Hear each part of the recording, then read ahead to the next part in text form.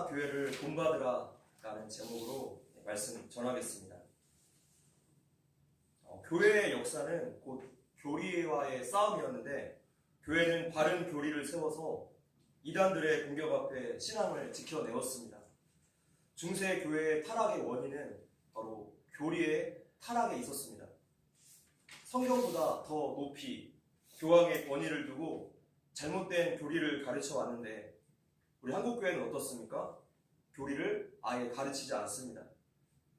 고리타분하다, 따분하다 등등의 이유로 교리를 가르치지 않았고, 교리의 핵심인 사도신경조차도 생략하는 교회가 참 많이 있습니다. 예배 순서에 아예 빠져있는 교회들도 참 많이 있죠. 그 결과물들은 보다시피 교회의 배도와 무너짐이었습니다.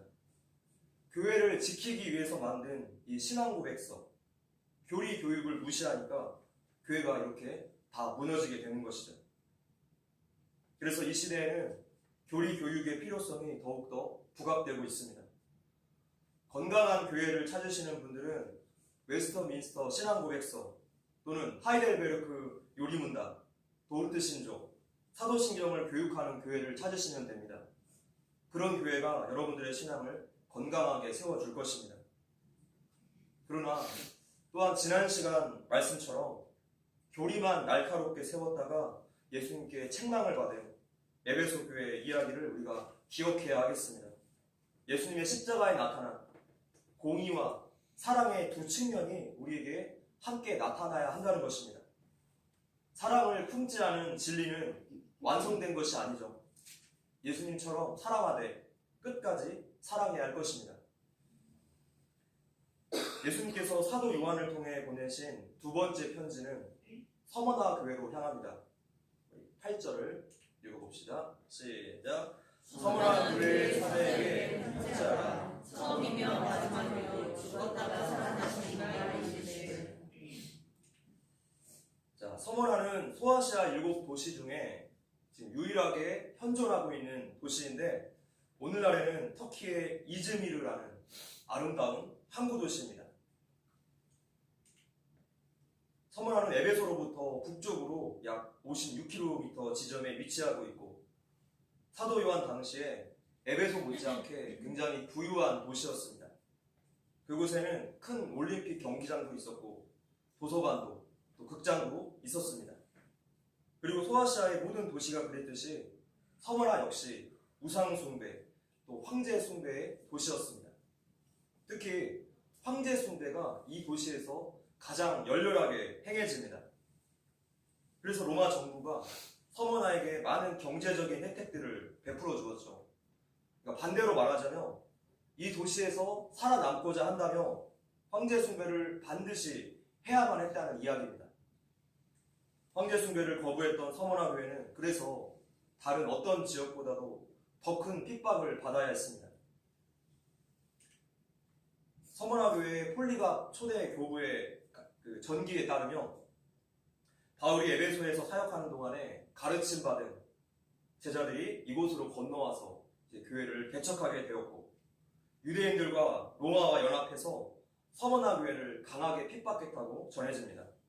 자, 이 가운데 서머나 교회의 초대 교부이자 요한 사도의 제자였던 폴리갑이 화형을 당합니다. 대대로 순교자들이 나온 너무나 아름다운 교회였습니다. 서머나 교회는 이러한 믿음 때문에 요한계시록에서 빌라델비아 교회와 함께 예수님께 오직 칭찬만 들은 교회로 기록이 되었습니다. 처음이며 마지막이요 죽었다가 살아나신 이가 이르시되, 지금 이 편지의 송신자가 예수님이라는 사실을 밝히고 있습니다. 이 교회의 주인이 과연 누구이신가? 모든 역사의 주인이 누구이신가? 서머나 교회 성도들에게 분명하게 알려주시는 대목입니다. 이 세상의 역사가 하나님 손 안에 있는 것처럼 서머나 교회의 상황 역시도 주님 손 안에 있습니다. 우리 각자의 상황들, 우리 성광교회의 상황, 대한민국의 상황도 우리 주님의 손 안에 있습니다. 믿으십니까? 그러니 무슨 일이든지 염려하지 마시고 두려워하지 마십시오. 우리가 기도하며 주님께 붙어 있으면 되는 것입니다. 죽었다가 살아나신 이라는 표현은 서머나 교회의 순교 상황 속에서 아주 큰 위로가 되었을 것입니다. 처음과 마지막, 죽음과 부활을 통치하시는 예수님이야말로 극심한 핍박 가운데 있었던 서머나 교회에게 너무나 큰 위로가 되었던 것입니다. 9절입니다. 시작. 내가 내 환난과 궁핍을 알거니와 실상은 내가 부유한 자니라. 다시 유대인이라는 자들의 마음을 알거니와 실상은 유대인이 아니요 사탄의 행함이라. 자, 여기에서 알거니와라는 단어가 있습니다. 예수님은 7교회 사이를 다니시는 분으로서 신적 통찰력을 가지고 서머나 교회를 바라보고 계시기 때문에 아주 정확한 평가를 내리실 수 있습니다. 하나님의 눈을 속일 수 있는 곳은 아무것도 없습니다. 그 마음속 동기와 속마음까지 벌거벗은 듯이 드러나는 것이죠. 당시에 서머나 사람들은 대부분 장사를 했는데 장사를 위해서 상인조합에 반드시 가입을 해야 했습니다. 근데 상인조합에 가입할 수 있었던 조건은 1년에 몇 차례 황제 신전에 나아가서 로마 황제가 나의 신, 나의 주님이라고 이렇게 고백을 해야 했습니다. 이 의식을 해야지 상인조합에 가입할 수 있었어요. 그렇게 상인조합에 가입을 하고 나면 이제 먹고 사는데 지장이 없도록 많은 경제적인 혜택이 주어졌습니다. 어차피 다른 종교 사람들은 여러 우상을 동시에 섬겼기 때문에 황제 숭배가 아무런 문제가 될 것이 없었지만 교회만은 그렇지가 않았습니다. 황제 숭배 때문에 상인조합에 가입을 못하게 되고 그래서 먹고 사는 문제조차 위협을 받았던 거예요.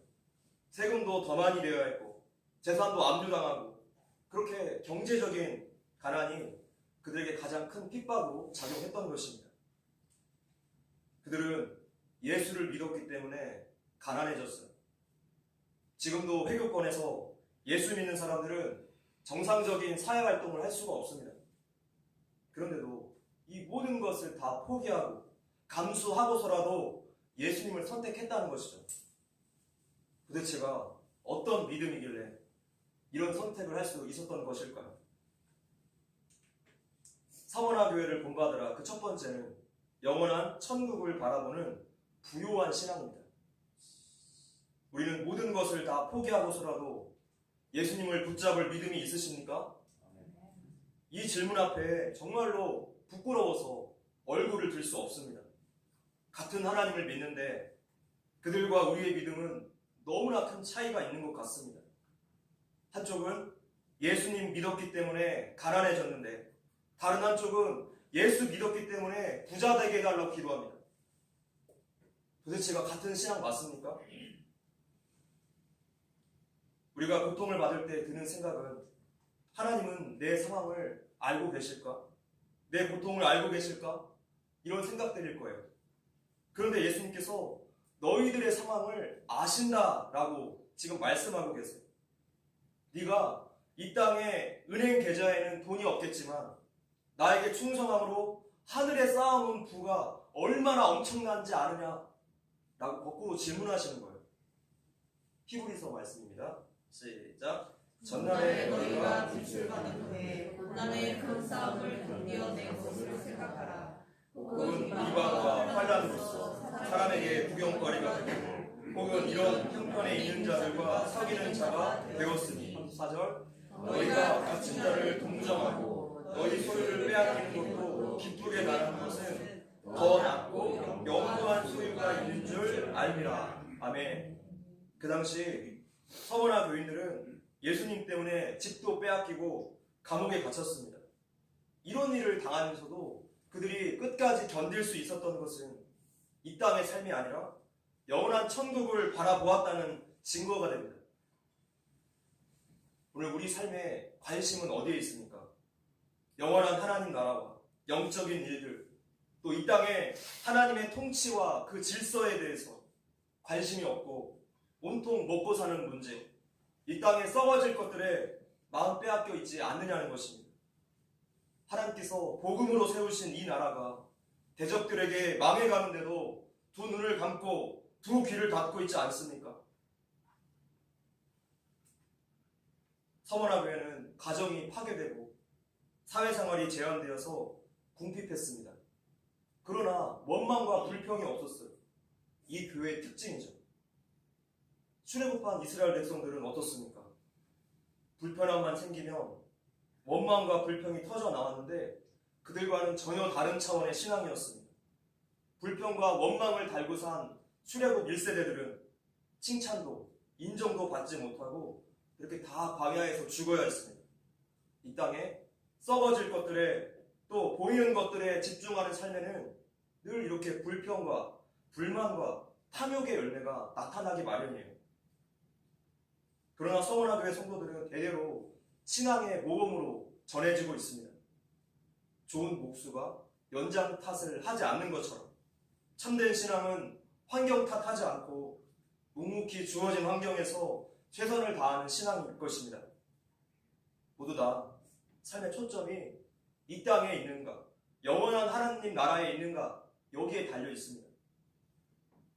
서원화교회는 정말 대단한 믿음의 교회, 천국 상급을 바라보는 교회, 예수님께 칭찬받는 교회였습니다. 우리도 예수님께 칭찬받는 그런 믿음들이 되었으면 좋겠습니다.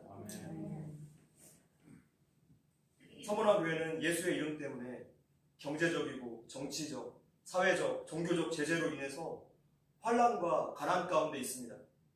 이렇게 비참한 서원화교회의 현실이지만 예수님께서 그 신적 통찰력으로 보시는 서원화교회의 실체는 부요한 교회였다는 거예요. 이것은 영적인 부요를 가리킵니다. 하나님과의 관계, 그 풍성한 관계를 뜻해요. 부유함은 내 기분이 환경에 따라서 좌우가 되는 것이고 부요함은 환경을 뛰어넘습니다. 부유함은 그가 가진 것으로 규정이 되겠지만 부요한 사람은 그가 누구인가? 하나님과의 관계에서 규정이 됩니다. 부유함은 없을지라도 부요함이 넘치는 삶이 바로 우리 성도들의 삶이에요. 할렐루야. 아멘. 사도 바울도 빌립보 성도들에게 말했습니다. 여러분, 저를 측은히 여기지 마십시오. 저는 하나님과의 관계 속에서 너무나 풍족합니다. 환경이 저에게는 아무런 문제가 되지 않습니다. 하나님과의 관계 속에서 얻는 이 부요함이 사도 바울이 지금 상황에 상관없이 자족하고 감사할 수 있었던 비결이라는 것이죠. 이것이 우리 신앙생활의 본질이고 성령 충만한 삶인 줄 믿습니다. 서문화 교회에 대한 예수님의 평가는 계시록 3장에 나오는 라오디게아 교회와 정반대죠. 라오디게아 교회는 어떻습니까? 물질적으로 굉장히 부유한 교회였지만 영적으로는 너무나 가난한 교회였어요. 이것은 오늘날도 마찬가지입니다. 하나님의 시각과 세상의 시각은 정반대라는 것을 알 수 있습니다. 우리 성광교회는 어떤 교회입니까? 재정적인 것은 아무런 의미가 없습니다. 하나님이 주시면 하나님께서 기뻐하시는 곳에 계속 흘려보내는 것이고 안 주시면 기다리는 것이다. 모든 것의 주인이시고 공급자이신 하나님을 온전히 의지할 뿐입니다. 하나님께서 이 작은 교회를 통해서 저소득층 생활지원금을 매달 보낼 수 있도록 이렇게 저렇게 공급하심을 우리가 매번 경험하고 있지 않습니까? 우리가 주의할 것은 물질적으로 가난한데 영적으로도 가난한 교회가 되지 않도록 오직 주님께 충성하는 그런 교회가 되어야 하겠습니다. 아멘. 예수님께서 서원화교회의 환난과 궁핍을 아신다라고 말씀하셨는데 이것은 대수롭지 않게 넘어갈 수 있는 그런 것이 아니라 다른 성경과 비교를 해보면 그렇지 않습니다. 히브리서 읽어볼게요. 시작. 우리에게 있는 대제사장은 우리의 연약함을 동정하지 못하시리니 모든 일에 우리와 똑같이 시험을 받으시니 이르되 죄는 없으십니다. 자, 여기에서 동정하다라는 단어는 함께 고통당한다라는 뜻입니다. 함께 고통당한다.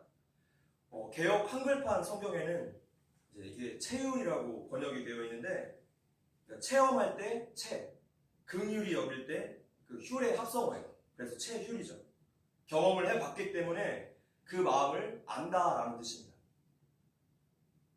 또한 예수님은 성령님으로 우리 안에 내주하시기 때문에 고난 가운데 있을 때 성령님께서 함께 고난을 당하십니다. 우리의 고통을 말할 수 없는 탄식으로 하나님께 간구하고 계세요. 우리 남자들은 해산의 고통에 대해서 알 수가 없습니다. 경험을 못하기 때문이죠. 그래서 체열이 될 수가 없는 거죠. 아프다고 하더라. 이게 다예요. 체열이 안 됩니다. 그냥 질의 진작만 할 뿐이죠. 그러나 우리 예수님은 그렇지 않다는 것입니다. 예수님은 공생애 때 우리보다 더한 고통을 실제로 겪어보신 분이세요. 십자가 그 자체가 가장 고통스럽고 치욕스러운 죽음을 내리는 형벌이었기 때문에 우리 중에 그 어떤 사람도 이런 고통을 경험할 수 없습니다. 그런 예수님께서 지금 서머나 교회를 향해서 내가 네 환난과 궁핍을 안다 라고 말씀하시니 그들에게 얼마나 큰 위로가 되었을까요? 성도 여러분, 예수님은 우리의 진정한 위로자가 되십니다. 인생의 모든 고통에 대해서 체휼하실 수 있는 분이세요. 그래서 우리가 인생의 모든 문제들을 가지고 예수님께 나아가며 반드시 위로받습니다. 반드시 다시 일어설 수 있게 됩니다. 기도할 때마다 새 힘과 새 용기를 주시는 예수님을 깊이 경험하십시오. 할렐루야. 서머나 교회를 본받으라. 두 번째 한번 읽어볼까요? 시작. 예수의 이름을 위하여 핍박받는 신앙. 자, 9절을 다시 보시면 자칭 유대인이라 하는 자들의 비방도 알거니와 실상은 유대인이 아니요 사탄의 회당이라. 자칭 유대인이라 하는 사람들은 로마의 기도 장군에 의해서 AD 70년에 예루살렘 함락을 기점으로 서머나로 이주해온 유대인 집단을 뜻합니다. 전 세계로 흩어진 디아스포라 유대인들이 가장 많이 정착하는 곳이 바로 이 서머나 지역이었어요. 이들은 혈통상 아브라함의 자손임을 내세워서 자신들을 하나님의 선민으로 자처했습니다. 서머나는 항구 도시, 상업 도시였기 때문에 장사를 너무나 잘하는 유대인들이 여기에 정착을 해서 아주 큰 세력을 형성했습니다. 로마의 입장에서 봤을 때 유대인들이 종교에 관한 너무나 골치 아픈 민족이었기 때문에 그냥 세금만 잘 내면 유대인들에 한해서만큼은 우상 숭배, 황제 숭배를 면제해 주었습니다. 유대인들이 워낙 장사 수완이 좋았기 때문에 유대인들이 많아야지 그 도시의 경제가 활성화되었기 때문에 유대인들이 이 회당에만 속해 있다면 법적으로 보호받을 수 있었던 것이죠. 그런데 이 유대인들이 예수 믿는 사람들을 회당에서 쫓아냅니다. 아무런 보호를 받지 못하게 만들었어요. 유대인들이 악의적으로 로마에게 그리스도인들을 비방하고 신고했습니다. 하나님의 교회를 핍박하는 것은 바로 사탄의 일이기 때문에 그들은 그야말로 사탄의 회당이라고 불리웁니다. 사탄의 하수인의 무리라는 뜻이에요. 예수님은 자칭 유대인이라고 하는 자들이 사탄의 모임이다. 이 사실을 만천하에 공개하십니다.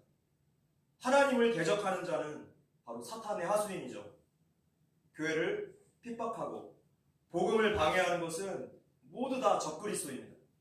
이것을 잘 분별하셔야 돼요. 지금의 정부가 소년보 목사님을 필두로 종교 탄압을 하고 있습니다. 대북 송금, 부패 및 대중 공조 등등 이렇게 세 가지의 제목으로 국제 형사재판소와 또 유엔과 미국 정부에 국제 고발되었습니다. 국제 망신인 거죠. 공직자들의 윤리와 도덕이 완전히 다 무너져 있습니다. 또한 하나님의 창조 질서를 거스르는 동성애, 낙태법, 또 주 4.5일제를 밀어붙이고 있죠. 자, 이것이 성경적인 입장에서 볼 때 그들을 과연 지지할 수 있는 올바른 행위입니까? 우리는 성도이기 때문에 현상만 보는 게 아니라 그 뒤에 있는 거짓의 배후, 그 영적인 세력에 대해서 우리가 인식할 수 있어야 합니다. 성도들은 언제나 하나님의 오른편에 서 있어야 돼요. 진실과 정직을 지켜내야 합니다. 할렐루야. 아멘. 당시 유대인들의 악행이 또 있습니다. 서머나 교회의 초대 감독이었던 폴리갑이 빌라델비아 성도 11명과 함께 화형을 당했던 AD 155년에 유대인들 역시 그 자리에 구경을 하고 있었습니다. 근데 이 무참한 화형식이 유대인들이 그토록 준수하고자 했던 안식일에 이 거행되었다는 것이 하나님의 날에 그들이 살인을 저지르고 막 기뻐합니다. 그들은 자칭 유대인, 하나님의 백성이라고 자처하면서 십계명을 어기면서 하나님을 이렇게 대적했어요. 그들이 그토록 자랑하는 율법을 어기면서 그들은 살인을 저질렀어요. 로마서 3장 28절에 그들의 정체에 대해서 이렇게 말하죠. 그들은 이면적 유대인이 아니라 표면적 유대인에 불과했던 거예요. 본문 9절에 보면 비방이라는 단어가 나오는데 그들의 정체에 대해서 방점을 찍고 있습니다. 이 비방이라는 단어는 신성 모독을 뜻합니다. 교회에 대한 유대인들의 박해가 결국에 하나님을 모독하는 일이라는 뜻이에요.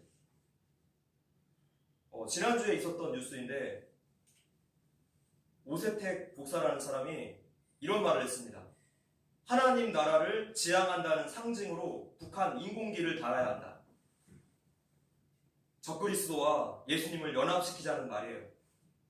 하나님을 인정하지 않고 대적하는 공산주의와 예수 복음을 연합하자고 합니다. 그 더러운 입으로 하나님을 모독하고 있는데 자신이 지금 무슨 말을 하고 있는지 모르는 것 같아요. 하나님을 믿는 공산주의자, 이게 말이 됩니까? 더 놀라운 것은 이 발언이 예장 고신교단의 한 포럼에서 나왔다는 사실입니다. 고신이 도대체 어떤 곳입니까? 신사참배 거부하고 옥살이를 했던 목사님들이 나와서 만든 가장 보수적인 예장 교단 아닙니까? 지금 이런 교단에서 이런 발언이 나왔다는 것이 저에게는 더 충격이었습니다. 아니 도대체 한국교회가 어디까지 타락할 것입니까? 우리도 하나님을 믿는다고 말하면서 내 기준에 따라서 하나님을 대적하는 일에 동참하고 있지 않은가? 깊은 분별이 필요합니다. 지금 이 시대는 배움에 힘쓰지 않는다면 분별을 할 수가 없어요. 너무나 혼탁합니다.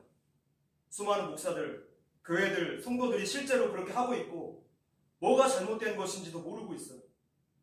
공산주의와 인본주의 사상을 바탕으로 하는 영역을 따라가면서도 예수 믿는다고 말합니다. 이것은 얼마나 모순된 일입니까? 그리스도와 벨리알이 어찌 조화되겠습니까? 그것은 스스로 자신을 속이는 일이고 자칭 그리스도인이라고 하는 자들이 되는 것이죠. 경건의 모양은 있지만 능력은 나타나지 않을 것입니다.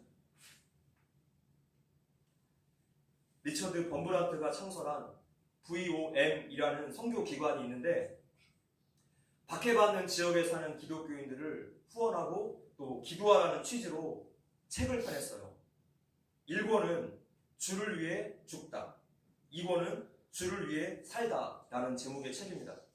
제목 그대로 주님을 위해 죽는 사람과 주님을 위해 사는 사람들의 사례를 모아놓은 책입니다. 거기에 사우디아라비아에서 박해받는 기독교인들에 대한 이야기가 나옵니다. 사우디의 종교경찰이 프라프 이삭이라는 사람의 집을 급습해서 그 지역 기독교인의 정보가 담긴 컴퓨터를 압수해갑니다. 그렇게 해서 체포된 사람이 여럿 있었습니다. 바로 컴퓨터 안에 그들의 이름이 있었기 때문이죠. 그들이 체포되어서 심한 고문을 당합니다. 자, 이러한 경우에 그 지역 그리스도인들은 무엇을 염려해야 할까요? 내 이름이 이 블랙리스트에 올라가면 어떡하지? 이것을 걱정해야 합니까? 아니면 내 이름이 이 명단에 올라가 있지 않으면 어떡하지? 이것을 걱정해야 합니까? 블랙리스트에 이름이 있으면 조만간 크게 곤욕을 치를 것이 뻔합니다. 그러나 그 명단에 이름이 없는 것은 더 큰 낭패죠. 그 사람은 그리스도인이 아니라는 뜻이기 때문이죠. 예수의 이름을 위하여 핍박받는 삶은 우리 성도들에게 있어서 너무나 당연한 일입니다. 세상은 하나님을 대적하는 영이기 때문에 그렇습니다. 여러분, 예수님 때문에 어떤 핍박, 어떤 고통을 견디고 계십니까? 그들은 예수를 믿는 것은 곧 죽는 것이다, 죽음을 각오한 믿음인데 오늘 우리는 어떻습니까? 세상에 있는 여러 가지 종교 중에 하나로 그저 부담이 없는 마치 취미생활과 같은 그런 종교생활을 하고 있지 않습니까? 내 이신상에는 아무런 문제가 없이 평안한 것 같은데 영적 세계에서 바라볼 때 그야말로 낭패 중에 낭패인 것이죠. 두 사람이 있는데 한 사람은 하나님, 저는 예수님을 위해서라면 죽어도 좋습니다 라고 말합니다. 그리고 다른 한 사람은 하나님, 저는 예수를 믿으니까 더 잘 살게 해주세요 라고 말합니다. 이 두 사람은 과연 같은 하나님을 믿는 것이 맞습니까? 오늘 우리의 믿음을 철저하게 점검해 봐야 돼. 회개라는 단어는 신약성경에서 70번이나 나오고 있습니다. 그만큼 우리의 죄가 하나님 앞에 넘친다는 뜻이에요. 하나님께서 거룩하시니 너희도 거룩하라는 뜻입니다. 회개라는 말은 단번에 확실히 하라 라는 뜻이 있습니다. 회개는 서서히 점차점차 하는 것이 아닙니다. 당장에 잘라내고 당장에 거절하고 포기하고 제거해야 하는 것이죠. 그렇지 않으면 다시 과거의 죄된 습관대로 또다시 돌아가게 될 거예요. 그래서 회개는 피눈물을 머금고 단번에 확실히 끊어내는 것입니다. 하나님 앞에 우리의 삶을 뒤돌아보고 불순종의 삶을 회개해야 할 것입니다. 주 90년에 얌니아 회의가 있었습니다. 유대인들이 팔레스타인에 있는 도시 얌니아에 모여서 이제 유대교의 결속을 도모한 회의죠. 이 회의에서 그때까지 낙권으로 존재했던 구약 39권이 이제 정경으로 채택이 되었고, 예수를 믿는 유대인은 아브라함의 자손이 아니다 라고 선언했어요. 회당 출입을 못하게 합니다.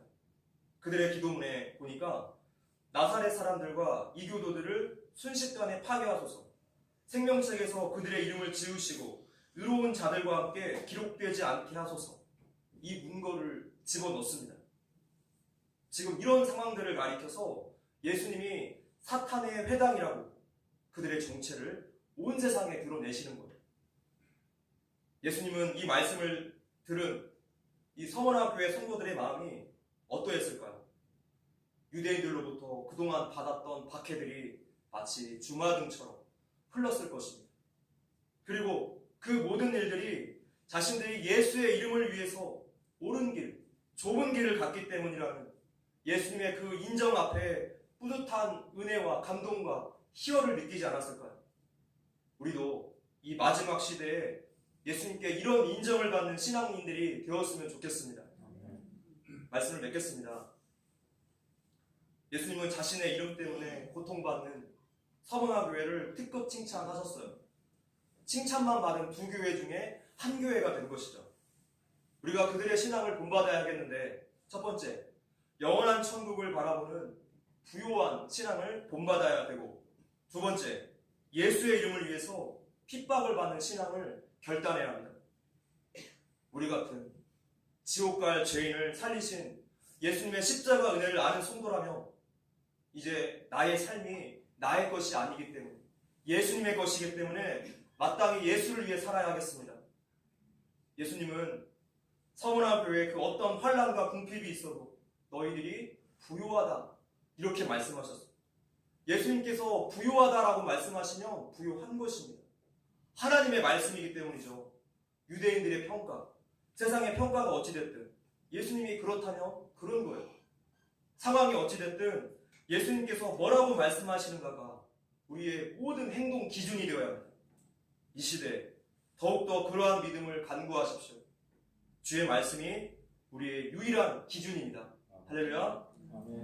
우리의 모든 삶이 예수를 위해 죽고 예수를 위해 사는 저와 여러분의 신앙이 되시기를 주님의 이름으로 기도합니다.